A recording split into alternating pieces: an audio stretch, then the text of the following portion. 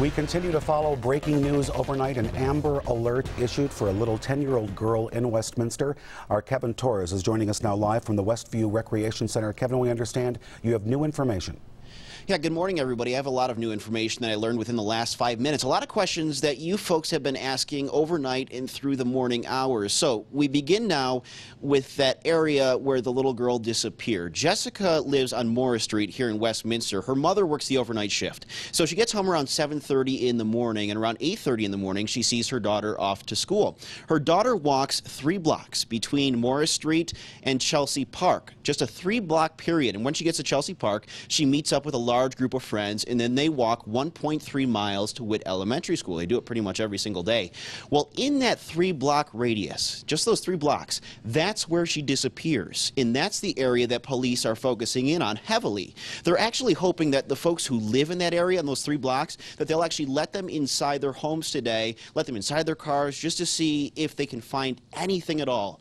So if you live in that area and you've seen investigators out, that is why. Just a 3-block period where this little girl disappeared. So also, Westminster Police just told me within the last 5 to 10 minutes that some folks were wondering, whether or not, because there's a custody battle going on between mom and dad. Dad lives out in Missouri. Missouri police actually went to the father's house, talked to him about it, and they have no reason to believe that dad is involved in this. So that rules dad out by any means. Mom at this point said that to police that she last saw her daughter at 8:30 a.m. At that point, she goes to bed because she does work the overnight shift and wakes up around 4 o'clock in the afternoon. When Jessica didn't arrive at school, at Witt Elementary School, school officials tried calling her mom to see where she was, but mom was sleeping and she missed those calls until 4 o'clock in the afternoon, and that is exactly why that this thing didn't get started until late in the afternoon. Of course, the Amber Alert wasn't issued until well after that, hours after that, and the reason being is because there needs to be criteria met,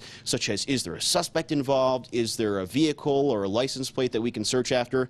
None of that information was available, and at this hour it's still not available. So there is a certain point when an amount of time passes when an Amber Alert can be issued, and this is exactly what happened in this situation.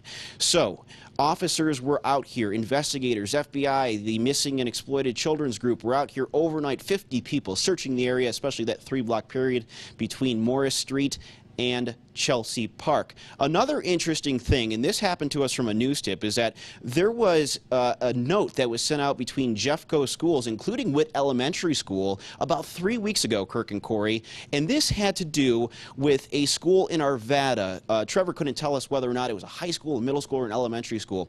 Regardless, a few students saw a vehicle, a black sedan, a very generic description, driving around trying to get children to go closer to that vehicle. It was enough of a scare to really alert Jeffco schools to send out a statement to all these different schools, including Witt Elementary School. Witt Elementary School did send that note out, alerting parents that this did happen in Arvada. I asked Trevor, is this something that you guys are looking into? And he said, of course, we have to take this very seriously, but the description is so generic that he doesn't want people to start calling up and saying, hey, we saw a black sedan over here, because in fact he drove up in a black sedan. A lot of folks have that sort of vehicle. However, he is saying that if you noticed a vehicle like that and it appeared to be mysterious around a school in the Jeffco School District, please let them know. It's a lot of new information that we've learned in the last 5 to 10 minutes, and we're going to learn a lot more at this hour. 7:35-ish. They want folks, volunteers, to come out here to the Westview Recreation Center at 8 o'clock in the morning. Initially, they said 9 o'clock in the morning. They have upped that time to 8. They really want to get an early start on this. And when they get here, Trevor told me a short time ago that they're going to train these volunteers very quickly on what they need to do to group up, to search certain areas, to join in with law enforcement. They need as many eyes and ears and people to walk around these areas as possible. This is going into a very, very, almost 24 hours at this point that this little girl has been missing. And we really need folks out here to come and help. So if you're not doing anything, please, please, please come out here and help these folks out. Absolutely. And so, Kevin, I just want to ask you, are they making an official connection with Can you repeat that for a second, vehicle? Kirk? My earpiece went out for a second. Are they making an official connection with this mysterious vehicle seen a few weeks ago, or are they still speculating on a connection between the two? They're not officially connecting them between the two, but when I asked Trevor, is this something that you folks are taking seriously? And he said, of course, we have to look into this. Are they saying, automatically that this is related to it. No, they are not ready to make that jump just yet, but it is something that they are looking into. The issue with it, Kirk, is that the description of that vehicle is so generic that they just can't go on with, with this right now. I mean, they did send letters out to the school districts, including Witt Elementary School out here in Westminster, where Jessica goes to school, and it is part of the Jeffco School District, so that sent out the notes as well. But it's something that they have to take seriously when there is something in involvement with another vehicle, when something like this happens to children. They're not going to take that very lightly, and so this is something that they are very much looking into, Kirk. But are they saying that this is what the cause was? No, they're not saying that. I'm sure they're just looking for anything to look into, because they're just having such a difficult time with leads. I mean, there's just not a lot of information. I'm going to have you repeat that for a second. Just 1 second, if you can. We're just going to switch up my earpiece really quickly. I think batteries are running low. Just 1 second, guys.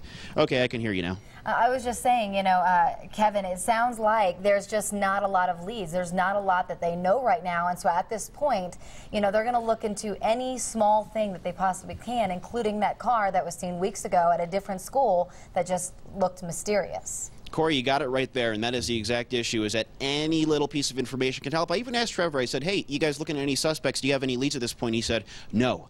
And that is the problem, is that they have nothing to go with. They don't have a suspect. They don't have anything. Best case scenario is that they're hoping that maybe she, happened to run off and that they're going to find her. That's something that they're really, really hoping for at this point. But, that 3-block radius, that's only 3 short blocks where a large group of friends meet up at a park every single day. And for her not to show up, it put up a lot of red flags for the police department and FBI investigators out here. Well, I'll tell you, Kevin, we're going to try in the next half hour to build a map so people get a better idea of what area we're specifically talking about. So we're going to try and bring that to our viewers, too. In the meantime, thanks so much for the update, and we'll talk back with you in just a little bit. Thank you Thanks, so Kevin. much.